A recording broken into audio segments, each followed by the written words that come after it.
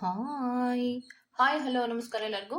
Nature spirit nine ಆಟ್ Kannada tarot card ರೀಡಿಂಗಿಗೆ welcome. ಇವತ್ತು ನಾನು ತಗೋತಾ ಇರುವಂತಹ ರೀಡಿಂಗ್ ಯಾವುದು ಅನ್ನೋದಾದ್ರೆ, ಡಿಸೆಂಬರ್ ತಿಂಗಳಲ್ಲಿ ಯಾವ ರೀತಿಯ ಮೂಮೆಂಟ್ಸ್ಗಳು ಲವ್ ಲೈಫಿನಲ್ಲಿ ಆಗುವಂತಹ ಸಾಧ್ಯತೆಗಳಿದೆ ಅನ್ನೋದ್ರ ಬಗ್ಗೆ ನಾನು ರೀಡಿಂಗ್ ಅನ್ನ ತಗೋತಾ ಇದ್ದೀನಿ. ಓಕೆ, ಸೊ ಇದೆಲ್ಲವೂ ಕೂಡ ಇನ್ ಜನರಲ್ ಆಗಿರುವಂತಹ ರೀಡಿಂಗ್ ಆಗಿರೋದ್ರಿಂದ ನಿಮಗೆ ರೆಸೊನೇಟ್ ಆದ್ರೆ ಮಾತ್ರ ತಗೊಳ್ಳಿ. ಹಾಗೇನೆ ಸ್ಕ್ರೀನ್ ಮೇಲೆ ಕಾಣ್ತಾ ಇರುವಂತಹ ಒಂದು ನಂಬರ್, ಅದು ಪರ್ಸನಲ್ ರೀಡಿಂಗಿನ ನಂಬರ್ ಆಗಿರುತ್ತೆ.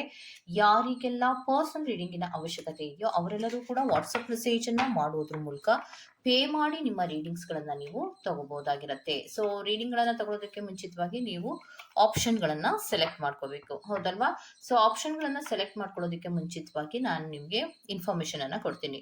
ಆಪ್ಷನ್ ಗಳನ್ನ ನಿಮ್ಗೆ notes from universe on love and connection ಅನ್ನುವಂತಹ ಕಾರ್ಡಿನ ಮೂಲಕ ನಾನು ಆಪ್ಷನ್ ಅನ್ನ ತಗೊಂತೀನಿ. Okay, so love and relationship ಕಾರ್ಡಿನ ಮೂಲಕವಾಗಿ ಡಿಸೆಂಬರ್ ತಿಂಗಳ ಯಾವ ಮೂಮೆಂಟ್ಸ್ಗಳು ಬರ್ತಾ ಇದೆ ಅನ್ನೋದ್ರ ಬಗ್ಗೆ ನಾನು ಲವ್ ಅಂಡ್ ರಿಲೇಶನ್ಶಿಪ್ ಟಾರೋ ಕಾರ್ಡಿನ ಮೂಲಕವಾಗಿ ತಗೋತಾ ಇದ್ದೀನಿ. Okay, clear? Okay, so first ಯಾವ ಆಪ್ಷನ್ಗಳು ಈ ಕಾರ್ಡಿನಲ್ಲಿ ಬರುತ್ತೋ, ಯಾವ ಕಾರ್ಡ್ ನಿಮಗೆ ಬರುತ್ತೋ ಆ ಕಾರ್ಡ್ ಅನ್ನ ಕರೆಕ್ಟ್ ಆಗಿ ನೋಡಿ ಆಯ್ಕೆ ಮಾಡಿಕೊಂಡು ತದನಂತರದಲ್ಲಿ ಡಿಸೆಂಬರ್ ತಿಂಗಳ ಮೂವ್ಮೆಂಟ್ಸ್ ಗಳು ಏನಿರುತ್ತೆ ಅನ್ನೋದ್ರ ಬಗ್ಗೆ ನೋಡ್ತಾ ಹೋಗಿ. ಹಾಗೇನೆ ಡಿಸ್ಕ್ರಿಪ್ಷನ್ ಬಾಕ್ಸಿನಲ್ಲಿ ಪ್ರತಿಪಾಯನ ಟೈಮಿಂಗ್ಸ್ ಅನ್ನ ನಾನು ಕ್ಲಿಯರ್ ಆಗಿಯೇ ಮೆನ್ಷನ್ ಮಾಡಿರ್ತೀನಿ.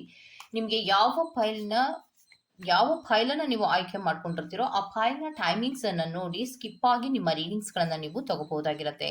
ಓಕೆ, ರೀಡಿಂಗ್ ಅನ್ನು ಶುರು ಮಾಡೋಣ. Okay, let start. So spirits, December ತಿಂಗಳಲ್ಲಿ ಆಪ್ಷನ್ಸ್ ಆಗಿ ಕೊಡ್ಬೇಕಂದ್ರೆ note from universe on love and connection ಅನ್ನುವಂತಹ ಕಾರ್ಡಿನಲ್ಲಿ ಪಾಯಿಂಟ್ ನಂಬರ್ 1 ಅವರಿಗೆ ಯಾವ ಕಾರ್ಡ್ ಅನ್ನ ಕೊಡೋದಕ್ಕೆ ಇಷ್ಟಪಡ್ತೀರಾ ಸ್ಪಿರಿಟ್ಸ್?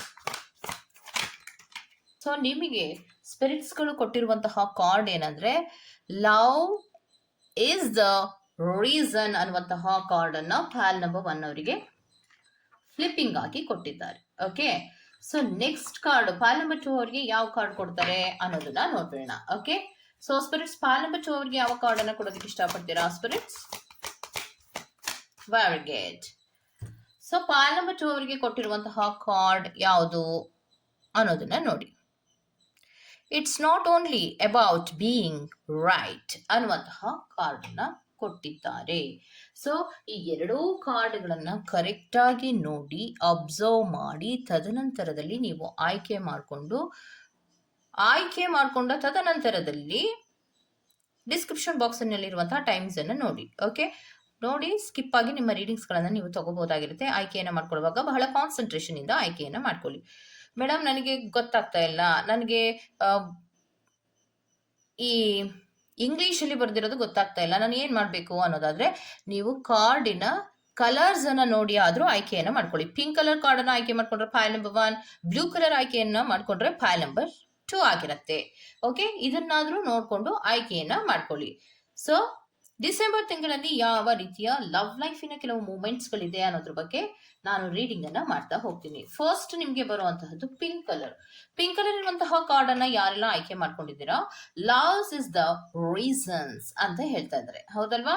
ಸೊ ಇದಕ್ಕೆ ಯಾವ ಡೀಟೇಲ್ಸ್ ಅನ್ನ ಡಿಸೆಂಬರ್ ತಿಂಗಳಿಗೆ ಕೊಡ್ತಾ ಇದ್ದಾರೆ ಅನ್ನೋದನ್ನ ನೋಡೋಣ.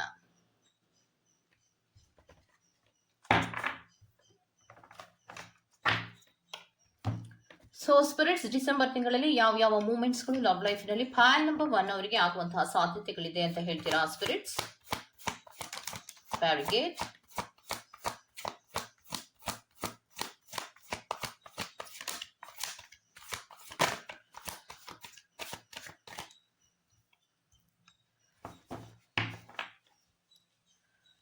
ಓಕೆ,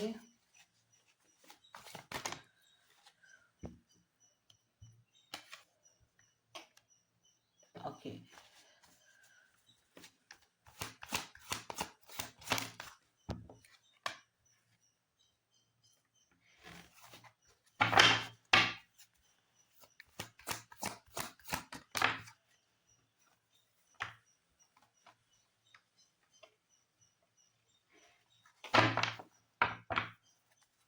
ಸೊ ಲವರ್ಸ್ ಕಾರ್ಡಿನ ಕ್ಲಾರಿಫಿಕೇಶನ್ ಅನ್ನ ಕೊಡಿ ಸ್ಪಿರಿಟ್ಸ್. ಓಕೆ,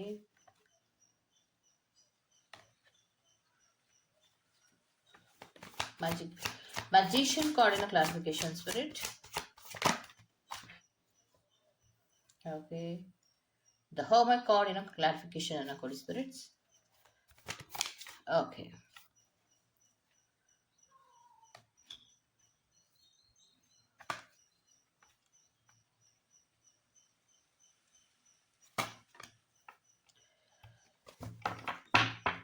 ಇದಿಷ್ಟು ಕಾರ್ಡು ನಿಮಗೆ ಬಂದಿರುವಂಥದ್ದು. ಮೊದಲನೇ ಕಾರ್ಡು ನಿಮಗೆ ಬರುವಾಗ ರಿವರ್ಸ್ನಲ್ಲಿಯೇ ಬಂದಿತ್ತು. ಸೊ ಪಾಲ್ ನಂಬರ್ 1 ಅವರಿಗೆ ಏನು ಹೇಳ್ತಾ ಇದ್ದಾರೆ, ಅಥವಾ ಡಿಸೆಂಬರ್ ತಿಂಗಳಲ್ಲಿ ಯಾವ ರೀತಿಯ ಮೂಮೆಂಟ್ಸ್ಗಳಿರುತ್ತೆ ಅಂದರೆ, ಅಂತಹ ದೊಡ್ಡ ಅಟ್ರಾಕ್ಷನ್ಸ್ಗಳೇನು ಇರೋದಿಲ್ಲ. ಬಹಳಷ್ಟು ಅಟ್ರಾಕ್ಷನ್ ಇದೆ, ಅಥವಾ ಕಮಿಟ್ ಆಗಿ ನಿಮ್ಮ ಪ್ರೀತಿಯ ವಿಚಾರದಲ್ಲಿ ಇರ್ತಾರೆ ಅನ್ನೋದಂತೂ ಖಂಡಿತವಾಗಿಯೂ ಇರೋದಿಲ್ಲ. ಬಿಕಾಸ್ ನೆಗೆಟಿವ್ ಪ್ಯಾಟರ್ನಿನ ರೀತಿಯಲ್ಲಿ ಇರ್ತಾರೆ ಅನ್ನುವಂಥದ್ದೊಂದು ಇದೆ. Loves is the reason. ಪ್ರೀತಿಯನ್ನ ಮಾಡೋದಕ್ಕೆ ರೀಸನ್ಸ್ಗಳು ಬೇಕಾಗತ್ತೆ. ಅವ್ರಿಗೆ ರೀಸನ್ಸ್ ಇರಬೇಕು. ಅಂದ್ರೆ ಡೆವಿಲ್ ಕಾರ್ಡ್ ರೆಪ್ರೆಸೆಂಟ್ ಆಗ್ತಾ ಇದೆ ಅಂದ್ರೆ ಅಟ್ರಾಕ್ಷನ್ಸ್ ಇಲ್ಲ, ಮತ್ತೆ ಒಂದು ರೀತಿಯ ಫೀಲಿಂಗ್ಗಳ ಶೇರಿಂಗ್ ಗಳನ್ನ ಮಾಡ್ಕೋಬೇಕು ಅನ್ನುವಂತಹ ಮನಸ್ಥಿತಿಗಳು ಇಲ್ಲ. ಅವರ ಮನಸ್ಸಿನಲ್ಲಿ ಒಂದು ರೀತಿಯ ಪಾಸಿಟಿವ್ ಆಲೋಚನೆಗಿಂತ ನೆಗೆಟಿವ್ ಆಲೋಚನೆಗಳು ಜಾಸ್ತಿ ಇರತ್ತೆ ಅನ್ನುವಂತಹದನ್ನ ರೆಪ್ರೆಸೆಂಟ್ ಮಾಡ್ತಾ ಇದೆ. ಅಂದ್ರೆ ಡಿಸೆಂಬರ್ ತಿಂಗಳಲ್ಲಿ ಆ ರೀತಿಯ ಕೆಲವು ಮೂಮೆಂಟ್ಸ್ ಗಳಿದೆ ಅನ್ನೋದನ್ನ ರೆಪ್ರೆಸೆಂಟ್ ಮಾಡ್ತಾ ಇದೆ. ನೆಕ್ಸ್ಟ್ ನಿಮ್ಗೆ ಬಂದಿರುವಂತಹ ಕಾರ್ಡಿನಲ್ಲಿ ಅಫೆಕ್ಷನೇಟ್ ಅಂಡ್ ಕಮಿಟೆಡ್ ಲವ್ ಅನ್ನುವಂತಹ ರೀತಿಯಲ್ಲಿ ಅವರು ಬಿಂಬಿತವಾದ್ರೂ ಕೂಡ, ಅವರ ನಡವಳಿಕೆಗಳಲ್ಲಿ ಅವರು ಆ ರೀತಿ ತೋರಿಸಿದ್ರು ಕೂಡ ಅವರಲ್ಲಿ ಯಾವುದೇ ರೀತಿಯ ನಿಷ್ಕಲ್ಮಶವಾದಂತಹ ಪ್ರೀತಿಯೂ ಇರೋದಿಲ್ಲ, ಮತ್ತೆ ರೆಸ್ಪಾನ್ಸಿಬಿಲಿಟಿ ಅನ್ನೋದು ಖಂಡಿತವಾಗಿಯೂ ಇರೋದಿಲ್ಲ. ಯಾಕೆ ಅನ್ನೋದಾದ್ರೆ, ಪ್ರೀತಿಯ ವಿಚಾರದಲ್ಲಿ ಅವರು ಆಲೋಚನೆ ಮಾಡುವಂತಹ ರೀತಿಗೂ ನಿಮ್ಮ ಆಲೋಚನೆ ರೀತಿಗೂ ತುಂಬಾ ಅಜಗಜಾಂತರವಾದ ವ್ಯತ್ಯಾಸಗಳಿರತ್ತೆ. ವ್ಯಕ್ತಿಯಲ್ಲಿ ಪಾಸಿಟಿವ್ ಆಲೋಚನೆಗಳನ್ನ ಮಾಡೋದಕ್ಕಿಂತ ಆ ವ್ಯಕ್ತಿಯಲ್ಲಿ ನೆಗೆಟಿವ್ ಆಲೋಚನೆಗಳು ಜಾಸ್ತಿ ಇರೋದ್ರಿಂದ ಅವರಲ್ಲಿ ಪ್ರೀತಿಯ ಕಮಿಟ್ಗಳನ್ನ ಕೊಡ್ತೀನಿ, ಬಹಳಷ್ಟು ಅಫೆಕ್ಷನೇಟ್ ಇದೆ, ಅಟ್ರಾಕ್ಷನ್ ಇದೆ ಅನ್ನೋದು ಬರೀ ಬಾಯಿ ಮಾತಿನಲ್ಲಿ ಆಗುತ್ತೆ ಹೊರತು ಅವರು ಯಾವುದೇ ರೀತಿಯ ರೆಸ್ಪಾನ್ಸಿಬಲ್ ಆಗಿ ನಡ್ಕೊಳ್ಳೋದಕ್ಕೆ ಸಾಧ್ಯ ಇಲ್ಲ ಅನ್ನೋದನ್ನ ಹೇಳ್ತಾ ಇದ್ದಾರೆ ಡಿಸೆಂಬರ್ ತಿಂಗಳಲ್ಲಿ.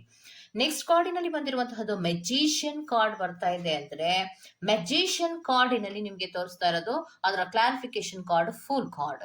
ಸೊ ಮೆಜಿಷಿಯನ್ ಕಾರ್ಡ್ ಬರ್ತಾ ಇದೆ ಅಂದ್ರೆ, ಸೊ ಅವರು ನಿಮಗೆ ಬಾಯಿ ಮಾತಿನಲ್ಲಿ ಪ್ರೀತಿಯನ್ನ ತೋರಿಸೋದು ಜಾಸ್ತಿ. ನಾನು ನಿನ್ನ ತುಂಬಾ ಪ್ರೀತಿಸ್ತೀನಿ, ನನಗೆ ನಿನ್ ಕಂಡ್ರೆ ತುಂಬಾ ಅಟ್ರಾಕ್ಷನ್, ನಾನು ನಿನ್ನನ್ನ ಬಿಟ್ಟಿರೋಕ್ಕಾಗಲ್ಲ, ಇದೆಲ್ಲವೂ ಕೂಡ ಬಾಯಿ ಮಾತಿನಲ್ಲಿ ಇರುವಂತಹ ಪ್ರೀತಿಯೇ ಆಗಿರುತ್ತೆ ಹೊರತು ಅದು ಯಾವುದು ಕೂಡ ಕಾರ್ಯರೂಪಕ್ಕೆ ಬರೋದಕ್ಕೆ ಸಾಧ್ಯ ಇಲ್ಲ. ಬಿಕಾಸ್ ಈ ವ್ಯಕ್ತಿಯಲ್ಲಿ ಒಂದು ಚೈಲ್ಡಿಶ್ ಬಿಹೇವಿಯರ್ ಇರೋದ್ರಿಂದ ಅಥವಾ ಒಂದು ಸೀರಿಯಸ್ನೆಸ್ ಇಲ್ಲದೆ ಇರೋದ್ರಿಂದ ಈ ವ್ಯಕ್ತಿ ನಿಮ್ಮ ಪ್ರೀತಿಯನ್ನ ಬಹಳಷ್ಟು ಸೀರಿಯಸ್ ಆಗಿ ಡಿಸೆಂಬರ್ ತಿಂಗಳಲ್ಲಿ ತಗೊಳ್ಳೋದಕ್ಕೆ ಸಾಧ್ಯ ಇರೋದಿಲ್ಲ. ಬರೀ ಬಾಯಿ ಮಾತಲ್ಲಿ ಹಂಗ್ ಮಾಡ್ತೀನಿ, ಹಿಂಗ್ ಮಾಡ್ತೀನಿ, ಅಲ್ಲಿ ಕರ್ಕೊಂಡು ಹೋಗ್ತೀನಿ, ಈ ಗಿಫ್ಟ್ ಕೊಡ್ತೀನಿ, ಆ ಗಿಫ್ಟ್ ಕೊಡ್ತೀನಿ, ಇದನ್ನ ಹೇಳ್ತಾ ಇರ್ತಾರೆ ಹೊರತು, ಬರೀ ಬಾಯಿ ಮಾತಿನಲ್ಲಿ ಹೇಳ್ತಾರೆ ಹೊರತು ಇದ್ಯಾವುದನ್ನು ಕೂಡ ಕಾರ್ಯರೂಪಕ್ಕೆ ತರೋದೇ ಇಲ್ಲ. ನೀವು ಬಯಸಿದಂತಹ ರೀತಿಯ ಪ್ರೀತಿ ಡಿಸೆಂಬರ್ ತಿಂಗಳಲ್ಲಿ ನಿಮ್ಗೆ ಸಿಗೋದಿಕ್ಕೆ ಸಾಧ್ಯ ಇಲ್ಲ ಅನ್ನುವಂಥದ್ದನ್ನ ರೆಪ್ರೆಸೆಂಟ್ ಮಾಡ್ತಾ ಇದೆ. ಮತ್ತೆ ನಿಮ್ಗೆ ಬಂದಿರುವಂತಹ ನೆಕ್ಸ್ಟ್ ಕಾರ್ಡ್ ಹರ್ಮಿಟ್ ಕಾರ್ಡ್ ಬರ್ತಾ ಇದೆ.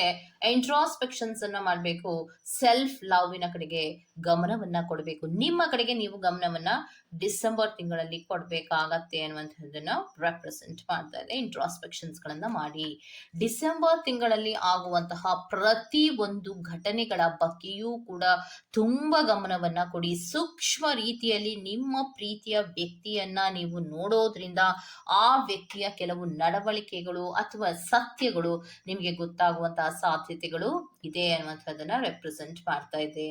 ಮತ್ತೆ ಈ ವ್ಯಕ್ತಿಯಲ್ಲಿ ತುಂಬಾ ಕಂಟ್ರೋಲ್ ಮಾಡುವಂತಹ ಗುಣ ಹೆಚ್ಚಾಗಿ ಇದೆ ಅನ್ನುವಂಥದ್ದನ್ನ ರೆಪ್ರೆಸೆಂಟ್ ಮಾಡ್ತಾ ಇದೆ.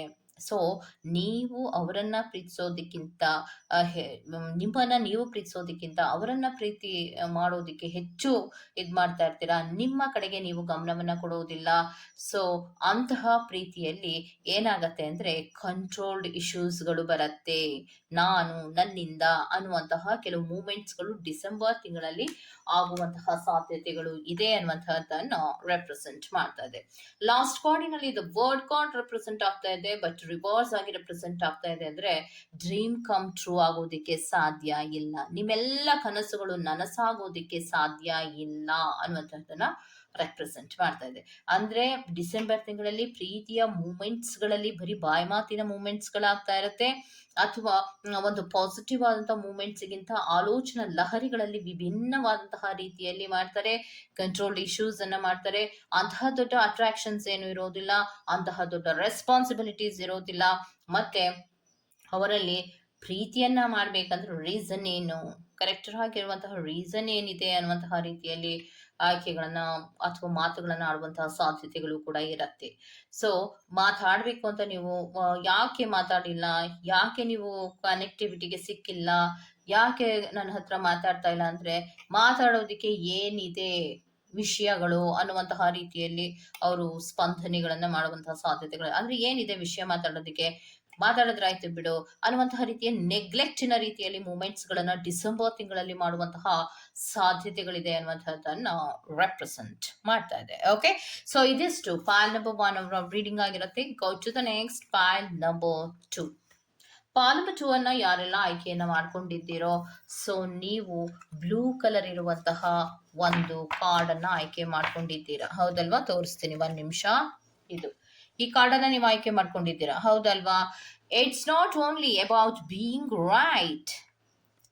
ಸೊ ಈ ಕಾರ್ಡ್ ಅನ್ನ ನೀವು ಆಯ್ಕೆ ಮಾಡ್ಕೊಂಡಿದ್ದೀರಾ. ಸೊ ಈ ಕಾರ್ಡಿನ ಕೆಲವೊಂದು ಇನ್ಫಾರ್ಮೇಶನ್ಸ್ ಏನ್ ಕೊಡ್ತಾರೆ, ಡಿಸೆಂಬರ್ ತಿಂಗಳಲ್ಲಿ ಯಾವ ಮೂಮೆಂಟ್ಸ್ ಗಳಿದೆ ಅಂತ ಸ್ಪಿರಿಟ್ಸ್ ಗಳು ಹೇಳ್ತಾರೆ ಅನ್ನೋದನ್ನ ನೋಡ್ತಾ ಹೋಗೋಣ. Okay, so spirits file number 2 ಅವರ ರೀಡಿಂಗ್ ಅನ್ನ ಕೊಡಿ spirits. I request you spirits. Okay, thank you so much. Very good.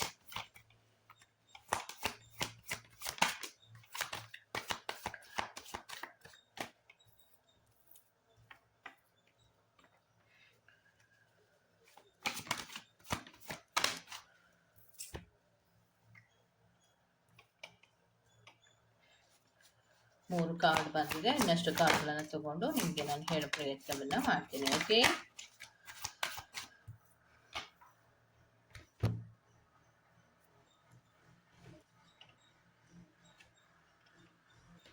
Okay, last one card please spirit. Very good.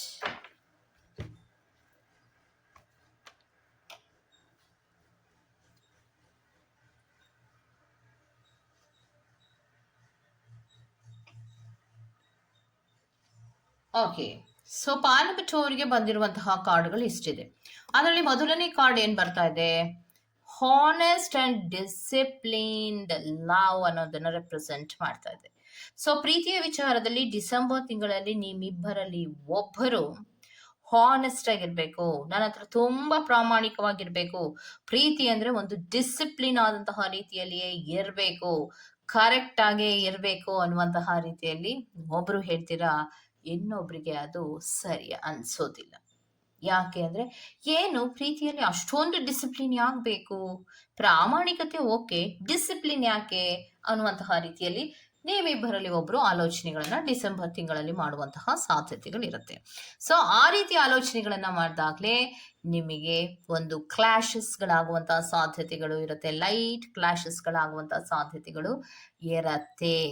Because ನೀವೊಬ್ರು ಪ್ರೀತಿಯ ವಿಚಾರದಲ್ಲಿ ನಿಮ್ಮಿಬ್ಬರಲ್ಲಿ ಒಬ್ರು ಹಾನೆಸ್ಟ್ ಆಗಿರ್ಬೇಕು, ನಾನು ಹೇಳ್ದಂಗಿರ್ಬೇಕು, ನನಗೆ ತುಂಬಾ ಡಿಸಿಪ್ಲಿನ್ ಅನ್ನೋದು ತುಂಬಾ ಮುಖ್ಯ ನನಗೆ. ಅದು ಟೈಮಿಂಗ್ಸಿನ ವಿಚಾರದಲ್ಲಿ ಇರಬಹುದು, ಅಥವಾ ಮೀಟ್ ಮಾಡುವಂತಹ ವಿಚಾರದಲ್ಲಿ ಇರಬಹುದು, ಅಥವಾ ಮೆಸೇಜ್ ಮಾಡುವಂತಹ ವಿಚಾರದಲ್ಲಿ ಇರಬಹುದು, ಅಥವಾ ನೀವು ಬೇರೆಯವ್ರನ್ನ ಮಾತಾಡಿಸುವಂತಹ ವಿಚಾರದಲ್ಲಿ ಇರಬಹುದು. ಸೊ ಚಿಕ್ಕ ಪುಟ್ಟ ಕಾರಣಗಳನ್ನ ಇಟ್ಕೊಂಡು ಸ್ವಲ್ಪ ಕ್ಲಾಶಸ್ ಗಳಂತೂ ಡಿಸೆಂಬರ್ ತಿಂಗಳಲ್ಲಿ ಆಗುವಂತಹ ಸಾಧ್ಯತೆಗಳು ಖಂಡಿತವಾಗಿಯೂ ಇದೆ. ಅಂದ್ರೆ ಯಾವಾಗ್ಲೂ ಕೂಡ ನಾನು ನಿನಗೆ ಬೆರಳು ಮಾಡಿ ಹೇಳ್ಬಾರ್ದು, ಇದನ್ನ ತಪ್ಪು ಮಾಡ್ತಾ ಇದ್ಯಾ, ಅದ್ ತಪ್ಪು ಮಾಡ್ತಾ ಇದ್ಯಾ, ನನ್ಗೆ ಯಾಕೋ ಇಷ್ಟ ಆಗ್ತಾ ಇಲ್ಲ, ಇದನ್ನ ಹೇಳೋದಕ್ಕೆ ನನ್ಗೆ ಇಷ್ಟ ಇಲ್ಲ ಅನ್ನುವಂತಹ ರೀತಿಯಲ್ಲಿ ಮಾತುಗಳನ್ನ ಆಗುವಂತಹ ಸಾಧ್ಯತೆಗಳು ಡಿಸೆಂಬರ್ ತಿಂಗಳಲ್ಲಿ ಇದೆ. ಅದು ನಿಮ್ಗೆ ತುಂಬಾ ಇಬ್ಬರಲ್ಲಿ ಒಬ್ಬರಿಗೆ ತುಂಬಾ ಇರುಸುಮುರುಸು ಆಗತ್ತೆ. ಏನಪ್ಪಾ ಇದು ಚಿಕ್ಕ ಚಿಕ್ಕ ಕಾರಣಗಳನ್ನ ಇಟ್ಕೊಂಡು ಇಷ್ಟೊಂದು ರಂಪಗಳನ್ನ ಮಾಡ್ತಾ ಇದ್ದಾರಲ್ಲ, ಸೊ ಸ್ವಲ್ಪ ಸ್ಟಾಪ್ ಮಾಡು ಮಾತಾಡೋದನ್ನ ಅನ್ನೋದನ್ನ ಹೇಳುವಂತಹ ಕೆಲವೊಂದು ಪ್ರಸಂಗಗಳು ಬರುವಂತಹ ಸಾಧ್ಯತೆಗಳು ಇದೆ.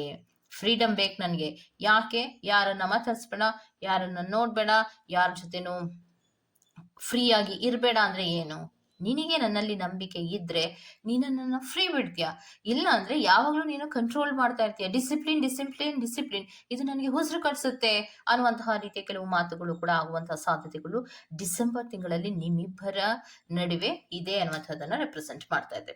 ನೆಕ್ಸ್ಟ್ ಕಾರ್ಡಿನಲ್ಲಿ ಬಂದಿರುವಂತಹದ್ದು ಹ್ಯಾಂಗ್ಡ್ ಮ್ಯಾನ್ ಬರ್ತಾ ಇರೋದ್ರಿಂದ ಸ್ಟಾಗ್ನೇಷನ್ಸ್ ಅನ್ನ ರೆಪ್ರೆಸೆಂಟ್ ಮಾಡ್ತಾ ಇದೆ. ಸೊ ಸ್ಟಾಗ್ನೇಷನ್ಸ್ ಅಂದ್ರೆ ಪ್ರೀತಿಯ ವಿಚಾರದಲ್ಲಿ ಕೆಲವೊಂದು ಸ್ಟಾಗ್ನೇಷನ್ಸ್ಗಳು ಅಂದ್ರೆ ಪಾಸ್ಗಳಾಗತ್ತೆ, ಸ್ವಲ್ಪ ಮುನಿಸುಗಳಾಗತ್ತೆ, ಸ್ವಲ್ಪ ಗ್ಯಾಪ್ಗಳಾಗತ್ತೆ.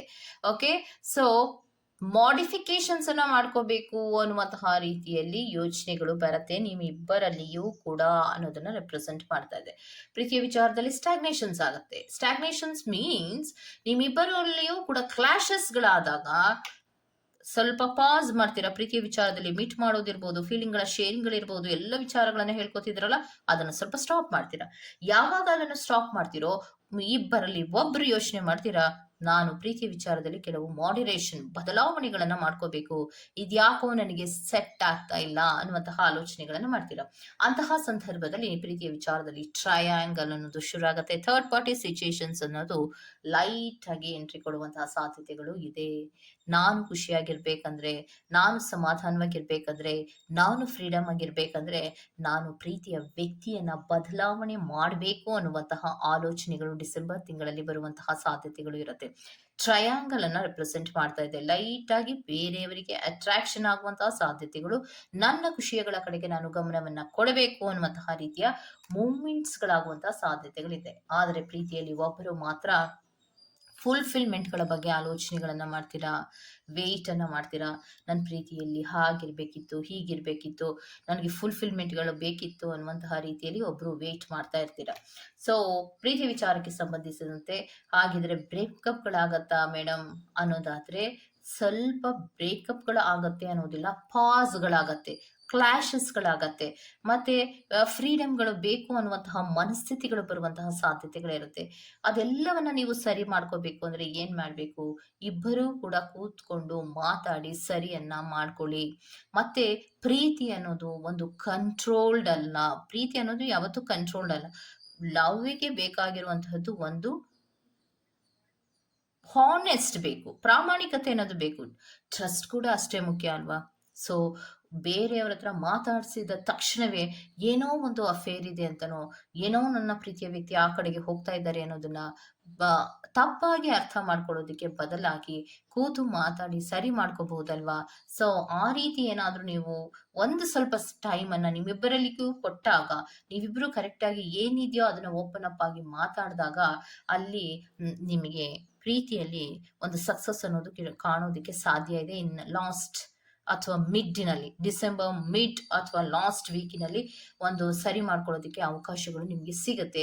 ಸರಿ ಮಾಡ್ಕೊಳ್ಳಿ. ಯಾಕಂದ್ರೆ it's not only about being right, ನಾನು ಕರೆಕ್ಟ್ ಆಗಿದ್ದೀನಿ, ನಾನು ಡಿಸಿಪ್ಲಿನ್ ಆಗಿದ್ದೀನಿ, ನಾನು ಹಾನೆಸ್ಟ್ ಆಗಿದ್ದೀನಿ, ಇದನ್ನ ಎವ್ರಿ ಡೇ ಮಾಡೋದಕ್ಕೆ ಸಾಧ್ಯ ಇಲ್ಲ. ಎಲ್ಲೋ ಒಂದು ಕೆಲವೊಂದು ಮಿಸ್ಟೇಕ್ಗಳಿರ್ಬೋದು, ಅಥವಾ ನೀವು ನೋಡಿ ಅರ್ಥ ಮಾಡ್ಕೊಳ್ಳುವಂತಹ ರೀತಿಯಲ್ಲಿ ಡಿಫ್ರೆನ್ಸ್ ಆಫ್ ಒಪಿನಿಯನ್ ಬರಬಹುದು. ಅದಕ್ಕೆ ಸ್ವಲ್ಪ ನೀವು ಟೈಮ್ ಅನ್ನ ಕೊಟ್ಟು ಮಾತಾಡೋದ್ರಿಂದ ಪ್ರೀತಿಯ ವಿಚಾರದಲ್ಲಿ ಬ್ರೇಕಪ್ ಆಗೋದನ್ನ ತಪ್ಪಿಸ್ಬೋದು. ಮತ್ತೆ ಇನ್ನೊಂದೇನು ಅಂದ್ರೆ, ಏನಾಗಿದೆ ಅನ್ನೋ ವಿಚಾರಗಳು ಸರಿಯಾಗಿ ಗೊತ್ತಾಗತ್ತೆ. ಸೊ ಅದನ್ನ ಸರಿ ಮಾಡ್ಕೊಳ್ಳೋದಕ್ಕೆ ಅವಕಾಶಗಳು ಕೂಡ ನಿಮ್ಗೆ ಡಿಸೆಂಬರ್ ಮಿಡ್ನಲ್ಲಿ ಸಿಗುವಂತಹ ಸಾಧ್ಯತೆಗಳಿರುತ್ತೆ. ಓಕೆ, ಥರ್ಡ್ ಆರ್ ಫೋರ್ತ್ ವೀಕಿನಲ್ಲಿ ನಿಮ್ಗೆ ಸಿಗುವಂತಹ ಸಾಧ್ಯತೆಗಳಿರುತ್ತೆ. ಅಂತಹ ಸಂದರ್ಭದಲ್ಲಿ ಸರಿ ಮಾಡ್ಕೊಳ್ಳುವಂತಹ ಪ್ರಯತ್ನವನ್ನ ಯಾರೆಲ್ಲ ಮಾಡ್ತಿರೋ ಅವರಿಗೆಲ್ಲ ಕೂಡ ಪ್ರೀತಿಯಲ್ಲಿ ಒಂದು ಜಯ ಅನ್ನೋದು ಇರುತ್ತೆ, ಮತ್ತೆ ಒಂದು ಸ್ಟೇಬಲ್ ಆಗಿ ಇರುತ್ತೆ. ಸೊ ಮಿಸ್ಅಂಡರ್ಸ್ಟ್ಯಾಂಡಿಂಗ್ ಇದು ತುಂಬಾ ಬಿಗ್ ಇಶ್ಯೂ ಆಗತ್ತೆ ಪ್ರೀತಿಯ ವಿಚಾರದಲ್ಲಿ. ಒಂದು ಹಾನೆಸ್ಟ್ ಅಂತ ಒಬ್ರು ಒದ್ದಾಡ್ತಾ ಇರ್ತಾರೆ, ಒಬ್ರು ಹಾನೆಸ್ಟ್ ಅಂತ ಒದ್ದಾಡ್ತಾ ಇರ್ತಾರೆ, ಒಬ್ರು ಟ್ರಸ್ಟ್ ಇಶ್ಯೂ ಅಂತ ಒದ್ದಾಡ್ತಾ ಇರ್ತಾರೆ. ಹಾನೆಸ್ಟ್ ಇಶ್ಯೂ ಕೆಲವೊಬ್ಬರಿಗೆ ಇರುತ್ತೆ, ಇಬ್ಬರಲ್ಲಿ ಒಬ್ಬರಿಗೆ ಹಾನೆಸ್ಟ್ ಇಶ್ಯೂ ಬಿಕಾಸ್ ಪ್ರಾಮಾಣಿಕತೆಯ ಕೊರತೆ. ನೀನೇನೋ ನನಗೆ ಮೋಸ ಮಾಡ್ತಾ ಇದ್ದೆ, ನೀನೇನೋ ನನಗೆ ಮೋಸ ಮಾಡ್ತಾ ಇದೆಯಾ ಅಂತ ಪದೇ ಪದೇ ಪದೇ ಪದೇ ನೀವು ಹೇಳ್ತಾ ಇದ್ರೆ, ಅಯ್ಯ ಎಷ್ಟು ಪ್ರಾಮಾಣಿಕವಾಗಿದ್ರು ಏನ್ ಪ್ರಯೋಜನ ಅಂತ ಒಬ್ರಿಗೆ ಅನ್ಸ್ಬಿಡುತ್ತೆ. ಟ್ರಸ್ಟ್ ಇಶ್ಯೂಸ್ಗಳು ಈ ಕಡೆಯಿಂದ ಬರ್ತಾ ಇದ್ರೆ, ಅಂದ್ರೆ ನಂಬದೇ ಇಲ್ಲಲ್ಲ ನೀನ್ ನಂಬಿಕೆನೇ ನಿನ್ನಲ್ಲಿ ಇಲ್ಲ ಅಂದ್ರೆ ನಾನೇನಕ್ಕೆ ಮತ್ತೆ ಎಷ್ಟು ವರ್ಷ ಇದ್ರು ಏನ್ ಪ್ರಯೋಜನ ಪ್ರೀತಿಯಲ್ಲಿ ಅನ್ನುವಂತಹ ಆಲೋಚನೆಗಳು ಬಂದ್ಬಿಡತ್ತೆ. ಆವಾಗ್ಲೇ ನೋಡಿ ಮಿಸ್ಅಂಡರ್ಸ್ಟ್ಯಾಂಡಿಂಗ್ ಅನ್ನೋದು ಬರೋದು. ಆ ಮಿಸ್ಅಂಡರ್ಸ್ಟ್ಯಾಂಡಿಂಗಿಗೆ ನೀವು ಅವಕಾಶವನ್ನ ಕೊಡಬಾರ್ದು. ಯಾಕಂದ್ರೆ ಕೆಲವೊಮ್ಮೆ ನಮಗೂ ಕೂಡ ಅರ್ಥವೇ ಆಗದೆ ಇರೋ ತರ ಕೆಲವೊಂದು ಸಿಚುಯೇಷನ್ಸ್‌ಗಳ ಮೂವನ್ನ ತಗೊಂಡ್ರುನು ಕೂಡ ಸದ್ಯಕ್ಕೆ ಪಾಸ್ ಅನ್ನ ತಗೊಂಡು ಕ್ಲಾರಿಟಿಯನ್ನ ತಗೊಳ್ಳುವಂತಹ ಪ್ರಯತ್ನವನ್ನ ಮಾಡಿದ್ರೆ ನಿಮ್ಮ ಪ್ರೀತಿಯ ವಿಚಾರದಲ್ಲಿ ಒಂದು ವಿಕ್ಟರಿ ಅಂದ್ರೆ ಜಯವನ್ನ ಅಥವಾ ಸಕ್ಸಸ್ ಅನ್ನ ಪಡ್ಕೊಳ್ಳೋದಕ್ಕೆ ಸಾಧ್ಯ ಇರುತ್ತೆ. ಮತ್ತೆ ಸ್ಟೇಬಲ್ ಅನ್ನ ಮಾಡ್ಕೋಬಹುದು. ಸರಿಯನ್ನ ಮಾಡ್ಕೊಂಡು ಪ್ರೀತಿಯಲ್ಲಿ ಯಾವುದೇ ರೀತಿಯ ಏರುಪೇರುಗಳಿಲ್ಲದ ಹಾಗೆ ಮೂವ್ಮೆಂಟ್ಸ್ ಅನ್ನ ನೀವು ತಗೋಬಹುದು ಅನ್ನೋದನ್ನ ರೆಪ್ರೆಸೆಂಟ್ ಮಾಡ್ತಾ ಇದೆ. ಓಕೆ, ಸೊ ಇದಿಷ್ಟು ಪಾರ್ಟ್ ನಂಬರ್ 2 ಅವರ್ ರೀಡಿಂಗ್ ಆಗಿರುತ್ತೆ. ಈ ತರಹದ ರೀಡಿಂಗ್ ನಿಮ್ಗೆ ಇಷ್ಟ ಆಗಿದ್ರೆ ದಯವಿಟ್ಟು ಸಬ್ಸ್ಕ್ರೈಬ್ ಮಾಡಿ, ಪಕ್ಕದಲ್ಲಿ ಇರುವಂತಹ ಬೆಲ್ ಐಕಾನ್ ಅನ್ನು ಪಟ್ ಅಂತ ಪ್ರೆಸ್ ಮಾಡಿ. ನಾನು ನಿಮ್ಮನ್ನ ಮತ್ತೊಂದು ರೀಡಿಂಗ್ ಗಳಲ್ಲಿ ಸಿಗ್ತೀನಿ ಅಂತ ಹೇಳ್ತಾ ಅಲ್ಲಿವರೆಗೂ ಚೆಕ್. ಬಾಯ್.